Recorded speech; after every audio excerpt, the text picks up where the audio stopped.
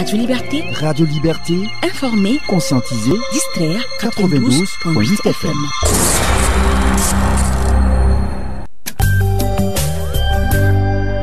La grande édition du journal, présentation Tanga Thierry Zongo. Menace terroriste dans la commune de Diou, dans le nord du Burkina. Des enseignants d'une école contraints de déserter la zone. Un des témoins joints par Radio Liberté donne des détails dans ce journal. Des journalistes africains prennent connaissance des activités menées par le Programme des Nations Unies pour le développement à travers un atelier de 48 heures à Ouagadougou, un cadre d'échange qui a également permis aux journalistes de se pencher sur leurs responsabilités vis-à-vis du contexte sociopolitique du moment. Le syndicat des avocats du Faso, SINAF, se dit préoccupé du sort des détenus dans les maisons d'arrêt et de correction suite au mouvement des agents de la garde de sécurité pénitentiaire qui ne permet pas à ces détenus d'être conduits dans les palais de justice pour jugement. Le syndicat entend demander à ceux-ci d'introduire des demandes de liberté provisoire. C'est ce que nous confie le secrétaire général du SINAF, Maître Rodrigue Bayala, qui est notre invité.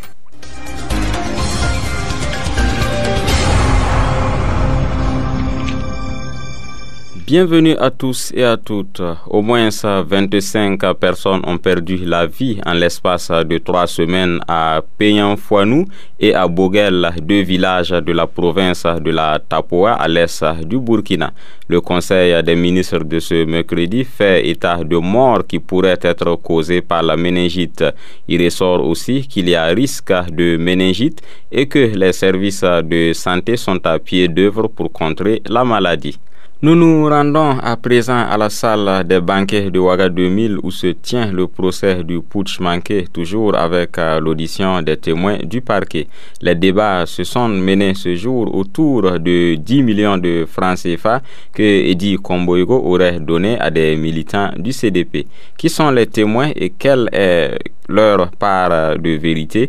Idrissa Koumbem, qui revient du tribunal militaire, nous fait le point. Comment, pourquoi et qui a donné les 10 millions pour organiser la manifestation dans la journée du 17 septembre 2015? Voici la question qui divise les accusés Léonce Koné, Salifou Sawadogo et les témoins Marie-Joseph Achille Tapsoaba. Selon l'accusé Salifou Sawadogo, c'est le président du CDP Edi Komboigo qui a remis la dite somme dans la soirée du 16 septembre pour la sécurisation des domiciles des responsables. Selon l'accusé, l'actuel président du CDP a donné cette somme à l'issue d'une rencontre du bureau exécutif national dans la soirée du 16 septembre. Il ajoute qu'étaient présents à cette rencontre Léonce Koné, Traoré Nia Moïse, Anissé Poda, Fatou Dendéré et bien sûr Achille Tapsoaba. Pour les témoins Achille Tapsoaba, vice-président du CDP à l'époque, les 10 millions venaient effectivement du président Edi Komboigo, mais il précise que cette somme n'a pas été remise après la réunion comme l'avait dit l'accusé Salifou Sawadogo, mais au cours de la réunion dans la matinée du 16 septembre. Il ajoute que la somme n'était pas non plus destinée à organiser une manifestation pour soutenir le putsch, mais pour le lancement de la campagne électorale. L'accusé Léonce Koné lui se veut formel en signifiant qu'il n'a pas participé à la réunion au cours de laquelle les 10 millions ont été remis malgré les tentatives de démonstration de sa présence par son co-accusé Salifou Sawadogo.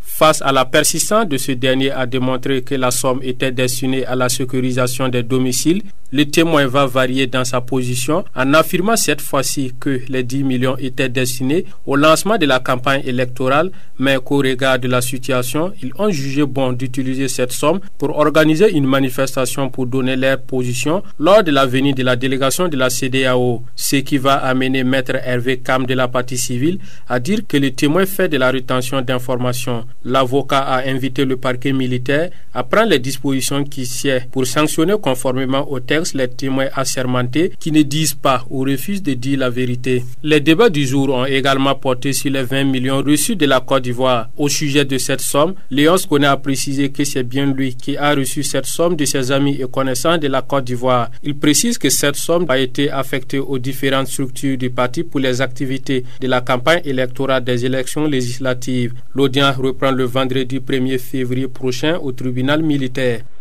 La fermeture des écoles pour des raisons sécuritaires se poursuit dans le Yatenga au nord du Burkina. Suite aux menaces à caractère terroriste à Goukoulou-Kagoukou dans la commune de Diou le mardi, les 9 enseignants de l'école du village ont déserté les lieux pour trouver refuge dans d'autres localités. Nous avons joint un témoin qui revient sur les faits. Tout a commencé juste avant 22h du lundi. Et l'information, moi, personnellement, nous atteint aux environs de 23h. Comme quoi, il y a des tirs au niveau du village de Mugunga-Boko. On a été alerté de quitter les locaux, le domaine scolaire. On s'est réfugié un peu dans le village jusqu'au matin. Et le matin, quand on partait maintenant chercher nos engins, on avait 2 affectés qui étaient dans un village moins de 2 km qui relevait du village du département de Caen, qui est fermé même. Le matin, quand ils sont venus, quand on a fait la situation, ils sont repartis pour aller chercher leur matériel et puis fuir, ce qu'ils avaient laissé dans le village de Doré. De là-bas, il y a un du village là qui avait appris qu'il y avait les tirs au niveau de Moukoun. Pourquoi la sont allés voir, faire le constat. Quand il les a racontés, de retour, ils nous ont fait le et de là-bas. Avant de rejoindre le goudron, là, il y a les élèves de Doré qui fréquentaient chez nous. Quand on a dit aux enfants qu'on ne peut plus faire cours et que nous, on devrait nous retirer, puisque les enfants ne savaient pas ce qui s'était passé la nuit. Nous, on a passé le truc la nuit dans le village. Et quand ceux de Doré rentraient maintenant, ils ont dit qu'ils ont vu des anges armés, puisque c'est les cris là même qui nous ont alertés. Et maintenant, c'était là des bandades. Voici la chose. Ils ont fait les tirs là, c'est au niveau surtout des fenêtres, puisque c'est plus facile de détruire les fenêtres et puis avoir accès à l'intérieur. C'est au niveau des fenêtres là, il y a eu des tirs. Parce que chacun là, c'est un bâtiment et une classe. C'est au niveau du bâtiment, du logement là, c'est les fenêtres surtout il faut tirer. Le réseau Initiative des journalistes africains pour la coopération et le développement, en abrégé IJACOD, en partenariat avec le Programme des Nations Unies pour le développement PNUD, ont tenu les 29 et 30 janvier à Ouagadougou un atelier de formation au profit des journalistes. Il était question d'échanger sur le PNUD et son intervention au Burkina Faso. Un atelier qui a atteint ses objectifs au dire des initiateurs. On fait le point avec Danouma Ismaël Traoré. C'est une centaine de journalistes qui a pris part à cet atelier de formation initié par le réseau Initiative des journalistes africains pour la coopération et le développement IJACOD et le Programme des Nations Unies pour le développement PNUD. Un atelier qui, selon les organisateurs, a permis d'échanger sur les actions du PNUD et aussi d'interpeller les journalistes sur leurs responsabilités dans le contexte sociopolitique actuel. Dieudonné Kini, chef de l'équipe en charge de la gouvernance et de la paix durable au sein du bureau du PNUD au Burkina. Nous avons eu l'opportunité de présenter donc le PNUD depuis son origine, également son mandat, les domaines d'intervention au niveau mondial et de façon précise ce que le PNUD fait. Nous avons également présenté le programme du PNUD au Burkina pour la période 2018-2020. Nous avons également fait un clin d'œil aux objectifs de développement durable parce que c'était une attente des journalistes. Au-delà de ces présentations, c'était aussi une opportunité d'interpeller un tant soit peu les journalistes, les communicateurs par rapport à leurs responsabilités dans le contexte sociopolitique qui est celui du Burkina aujourd'hui. À l'issue de cet atelier, l'IJACOD et le PNUD dressent un bilan satisfaisant et envisagent le rééditer. Si j'en juge simplement par l'assiduité des participants, par les questions qui ont été posées pour mieux comprendre, je pense que les objectifs visés ont pour moi été atteints. Certains ont même pensé qu'il fallait répéter l'exercice et peut-être cibler d'autres personnes dans le monde des médias. Nous verrons dans quelle mesure cela peut se faire, surtout que nous sommes dans un cadre partenarial avec l'IJACOD que nous souhaitons voir renforcé. À en croire le représentant du PNUD, les participants à cette formation leur ont formulé des recommandations qui, une fois mises en œuvre, vont contribuer à l'atteinte de leurs objectifs.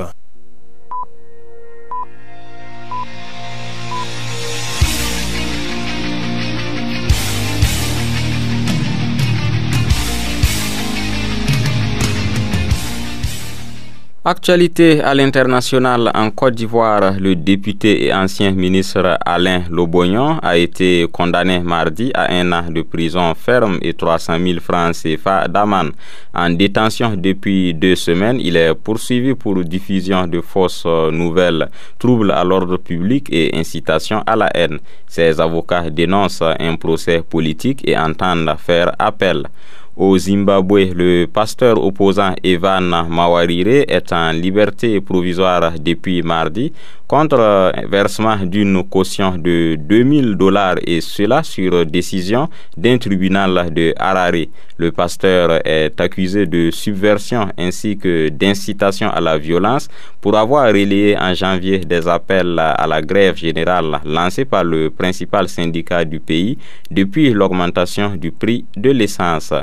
Au Venezuela, pour contrer la montée en puissance de l'autoproclamé président par intérim Juan Guaido, le procureur général a ouvert une enquête mardi à l'encontre de ce dernier.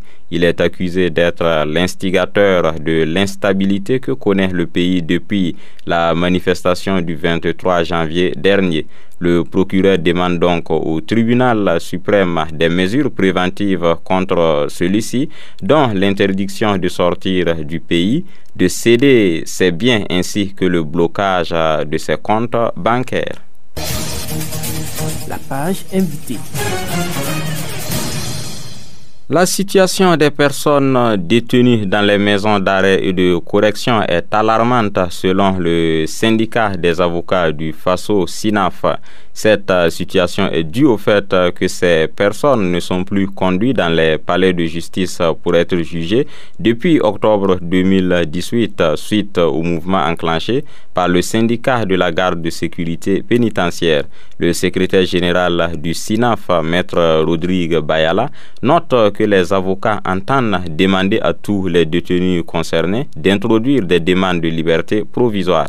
Suivant cet entretien qu'il a accordé à Dasmane Nyangane. Maître Rodrigue Bayala, bonjour. Bonjour. Dites-nous, quel constat faites-vous de la situation des personnes détenues? Nous avons constaté que depuis octobre, les audiences correctionnelles sont suspendues. C'est dire qu'on ne peut plus extraire quelqu'un des maisons d'arrêt pour aller être jugé. Et pour cela, les gens sont détenus depuis le mois de juillet, parce qu'il faut reconnaître qu'en octobre, bien entendu, c'est les gens qui ont été arrêtés courant le mois d'août-septembre qui devaient être jugés. Comme à partir d'octobre, les audiences sont bloquées, ces personnes sont en prison depuis pratiquement le mois de juillet et sans jugement. Et c'est des situations vraiment très alarmantes et que nous avons constaté au niveau de la maison d'arrêt et de correction de Ouagadougou. Et à travers votre sorte, quel message voulez-vous véhiculer? Nous voulons attirer l'attention du pouvoir exécutif, du gouvernement essentiellement, sur cette situation qui est de nature à engager sa responsabilité au regard de ses obligations du point de vue des instruments juridiques internationaux auxquels l'État burkinabé a souscrit, ainsi bien que de notre code de procédure pénale, qui impose qu'une personne qui est arrêtée doit être immédiatement traduite devant un tribunal pour recevoir jugement. S'il est coupable, elle est condamnée. S'il n'est pas coupable, elle est relaxée. Et notre constitution dit que toute personne qui est poursuivie est innocente jusqu'à ce que sa culpabilité soit établie par un tribunal indépendant et impartial. Donc pour nous, ces personnes sont pour le moment poursuivies, donc en la qualité de personnes innocentes. Donc nous ne pouvons pas admettre que depuis plusieurs mois maintenant, comme je viens de vous le dire, depuis le mois de juillet, nous avons même vu des personnes depuis le mois de février qui n'ont pas encore été entendues par un juge sur les raisons de leur incarcération. Donc ça fera bientôt un an que ces personnes sont détenues, alors que l'État a l'obligation de les faire juger immédiatement après leur arrestation. Et nous avons dit que cette situation peut engager la responsabilité pécuniaire de l'État. Et nous avons dit aussi que cette obligation de l'État qui engendre des conséquences au plan national et international oblige l'État du Burkina à assurer la continuité du fonctionnement du service public de la justice. Parce que le service public est tout comme tout service de l'État et c'est à l'État, au pouvoir exécutif, d'assurer le fonctionnement. Et nous avions dit, ce n'est pas les magistrats qui manquent pour juger, la preuve que les magistrats montent tous les jours à l'audience, mais il n'y a pas de personnes à juger. Donc pour nous, il s'agit d'une question d'organisation et de fonctionnement du service public de la justice qui incombe au gouvernement et il revient au gouvernement de prendre toutes les décisions pour aider son bon fonctionnement. Face à cette situation, que compte faire votre syndicat, le SINAF? Comme vous l'avez vu, nous avons déjà entrepris des actions, dont cette conférence de presse qui a consisté effectivement à une dénonciation de cette situation et à prendre l'opinion nationale à témoin. Ensuite, nous avons prévu un certain nombre d'actions qui consistent effectivement à saisir les organisations qui militent pour la promotion et la protection des droits humains et à saisir aussi les organisations sœurs qui sont dans le domaine judiciaire, afin qu'ensemble nous analysions la situation, son évolution et bien entendu voir quelles mesures il faut prendre pour soulager ces personnes qui sont en détresse. Nous avons également envisagé de mener des actions de droit. Vous savez que la violation massive et constante des droits de l'homme dans cette situation peut déférer aux juridictions internationales, peut-être c'est la Cour de justice de la CEDEAO, quelque chose qui n'est pas à exclure. Nous avons également une autre action qui consistera à demander à tous ces détenus de déposer des demandes de liberté provisoire à travers leurs avocats qu'ils ont déjà ou en les déposant personnellement. Et nous allons saisir tout ça, les procureurs généraux et les procureurs du FASO, pour plaider le sort de ces personnes qui sont en détresse en vue de leur mise en liberté provisoire en attendant que les conditions soient réunies pour leur jugement. Maître Rodrigue Bayala, merci. C'est moi qui vous remercie. Point final pour ce journal. Merci de nous avoir suivis. Tiona Sanogo était à la réalisation. Bonne suite de programme sur nos antennes.